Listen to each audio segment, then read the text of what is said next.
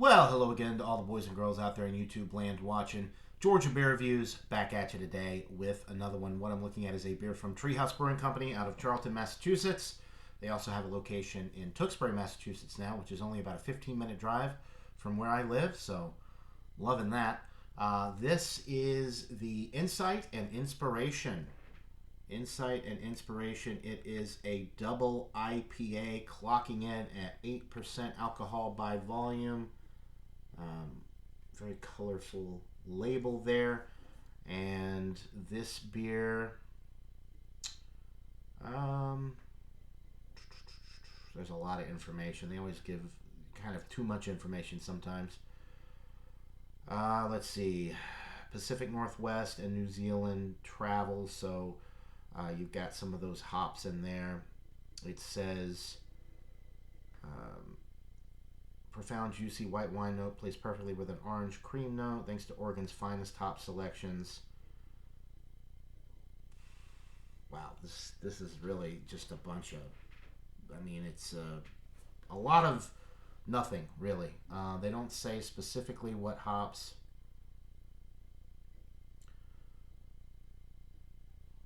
Yeah. So it says the concept of pride and purpose came about for Treehouse when we spent our days toiling in the Munson Brewery. It so perfectly encapsulates our work. So it's kind of just like a conglomeration of a lot of different. That's why there's so many different colors here on the label, because you've got like the Julius, the sap, the purple, or the haze maybe, the green, and I don't know what that one is. Anyway, just kind of a coming together of a lot of their different beers.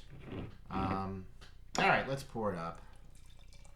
It definitely looks juicy. And it was canned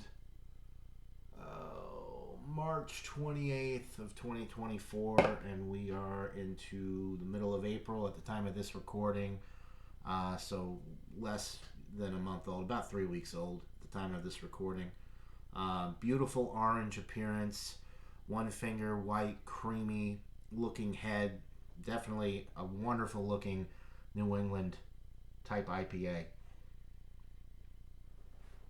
Very sweet, actually. Orange, mango, maybe like a little bit of a papaya. There's definitely some kind of exotic tropical fruit going on with this on the nose.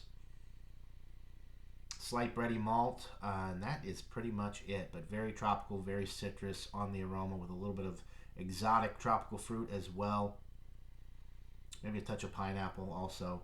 I don't know if I mentioned that.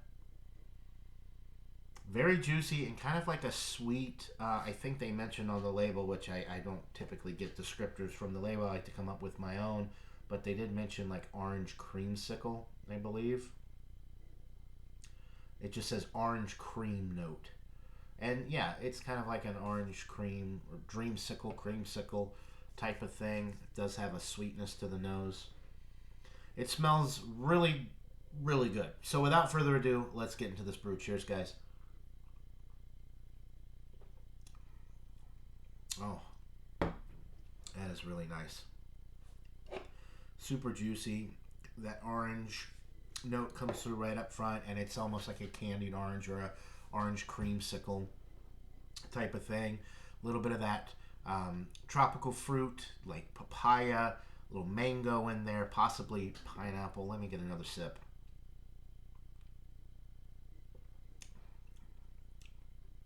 Yeah, not so much pineapple. Mango, papaya. Nice breadiness in the middle of the sip with this one. Kind of a wheat bready malt note, but very light. The fruitiness of this one is really powerful, really comes through strong on the aroma and the palate. But you're not getting too much of a malt backbone with this one. It's a lot of the hops in the form of citrus and tropical, fruity, juicy, creamy, thick. That's a thick one. Thick beer. I would say it's medium bodied, though. It's not like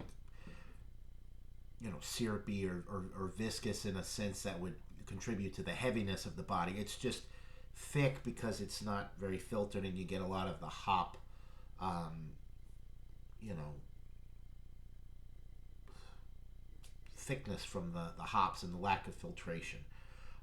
Really, really enjoyable stuff.